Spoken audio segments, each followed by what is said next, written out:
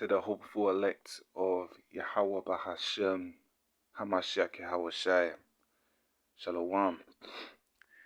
And the title of this lesson is going to be a very interesting one because I'm just trying to remove all the stereotypes that people have been putting on the Most High and His Son. And I'm going to say that the Most High is not racist, man. The Most High is not racist. And I know some people are going to be like, how can he say that the Most High is not racist and all these different things? But, the Most High is not a racist. Now, you can say the Most High is a nationalist, but you can't say that the Most High is a racist. And I'm going to get the definition of what a racist actually is. All right, so racism. Let's go into that word racism. Racism, according to the dictionary on Google, it says discrimination or antagonism by an individual, community, or institution against a person, people, on the basis of their membership of a particular racial or ethnic group, typically one that is a minority or marginalized. Now, when you read the Bible, right? When you read the book of Numbers, chapter 1, verse 18, this is what it said. It says, "And they assembled all the congregations together on the first day of the second month. And they declared their pedigrees," pedigree means ancestry, lineage, "after their families by the house of their fathers, according to the number of the names, from 20 years old and upwards by their polls." So, I haven't heard anyone in this ministry say that there's Edomite foreigners, or even Moabite foreigners, or even Ishmaelite foreigners. All right, because there's been mixing that has been going on for centuries, for a long period of time. So you're going to have Israelites that look Arab. You're going to have Israelites that look Caucasian. You're going to have Israelites that look Indian. They look Pakistani. They look Japanese. They look all different ethnic backgrounds. Now, does the Most High hate those Israelites that look Caucasian or Arab or Chinese or Japanese or, any other, ethnic background? No. So by definition, the Most High cannot be racist, because now you can say nationalist. The Most High cares about the nation of Israel, but when it comes to the term racism, by using that dictionary definition, the Most High is not racist.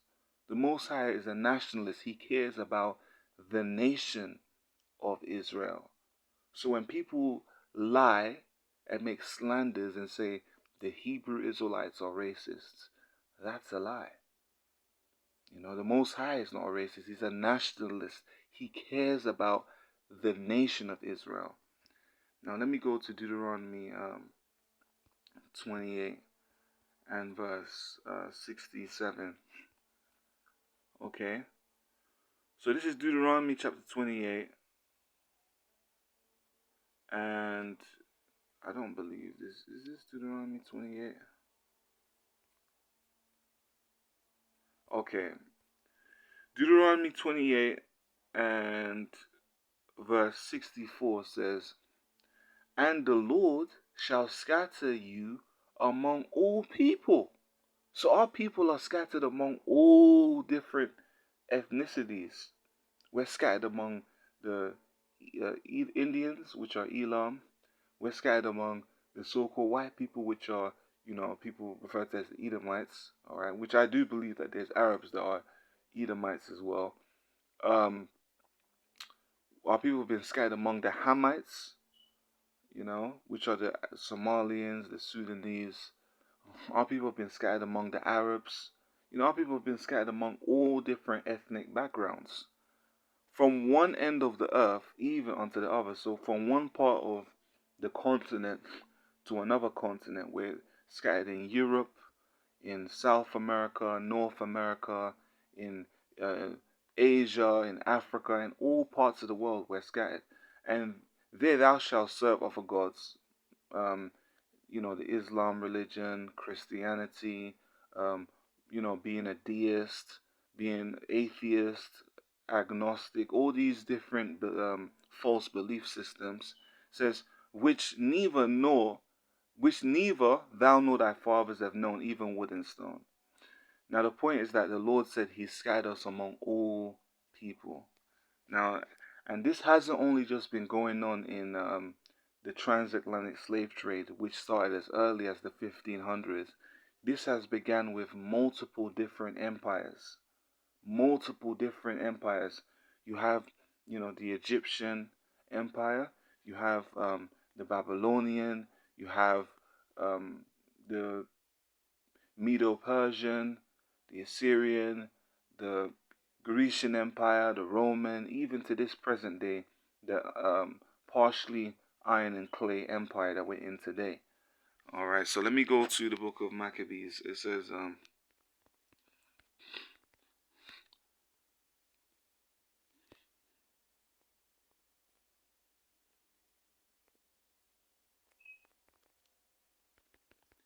I'm going to get this famous precept.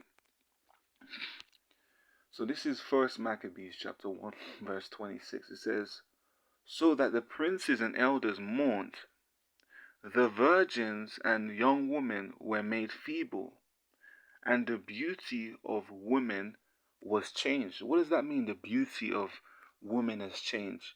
The facial features of women changed completely.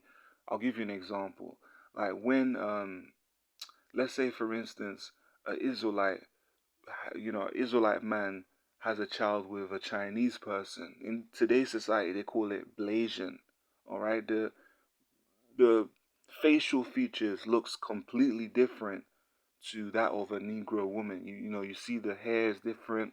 The facial feature, the bone structure, the nose, everything is different.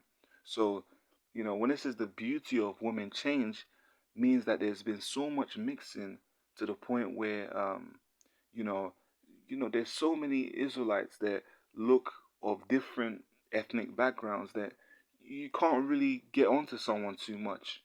Let me get another preset.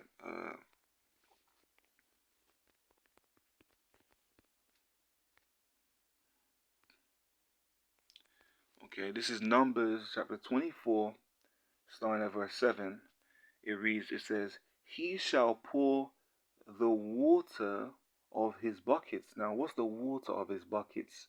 The buckets represent your testicles, all right? The water represents what? Your semen. It says, he shall pour the water out of his buckets, and his seed, that means his sperm, shall be in many waters. Now, when you read Revelation chapter 17, it tells you waters represent people. So when it says his seed will be in many waters, that means that a lot of Israelites are going to populate with different ethnic backgrounds. All right, it says, and his king shall be higher than Agag, and his kingdom shall be exalted. So, this by definition shows you that, imagine, third generation. Imagine you had an Israelite that mixes in with another nation. That child is going to look, well, today's society calls it mixed race, but we know that you're not actually a mixed race. You are what your father is, which is, if your father is an Israelite, you will be classified as an Israelite. If your father is an Edomite, you will be classified an Edomite. So, on the second generation, regardless of how that person looks like, whatever their father's biblical nation is, they would be that specific biblical nation.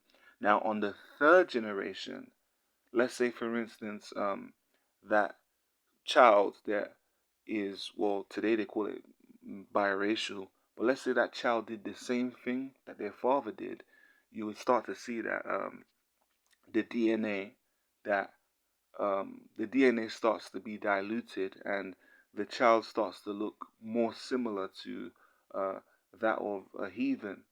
But even though that child looks on the outward appearance as a heathen, that is still an Israelite. All right, even if it looks Caucasian or looks Arab or looks any kind of, that's still an Israelite, and vice versa as well. If an Edomite or an Ishmaelite or another nation was to populate with an Israelite woman, and let's say for instance they had a child, and that carried on going, the child might look very dark skinned on the outward appearance, but that's still an Edomite. All right. So we have to really understand that the Most High cannot be a racist, because um, we all, biblical nationality has to do with nations. All right. Now, you do have Israelites that look like specific, your typical Israelite that looks Negroid or Latin American, but um, you have Israelites that look like other different ethnic backgrounds. So, by definition, Hebrew Israelites, we cannot be racist. All right. And also as well, um, yeah, that's pretty much all I had to say. Because a lot of people say, "Oh, we're racist and all this stuff." It's not true. We're not that. But I hope that this has been edifying. You know what? Let me get Revelation 17 real quick. Revelation 17, and I'm going to get verse 15. Revelation 17 and 15. And he said unto me, the waters which thou sawest, where the whole sitteth, are peoples and multitudes and nations and tongues. Now the reason why I brought out this verse is it says the waters which you see represents people, multitudes and nations. So when we read that Bible verse in Numbers that said, his seed will be in many waters, it represents people, nations. Jacob is mixing in with a lot of nations. So you're gonna have Israelites that are looking like different ethnic backgrounds that are going to be saved. All right. So, anyways, yeah, that's pretty much all I had to say. I hope that this video was edifying. Don't be indoctrinated by these different guys that are just teaching, carnal doctrines. All right. Because what did the Lord say? He doesn't look at the outward appearance, but he looks at the heart. That's in Samuel. But anyways, call Shalom.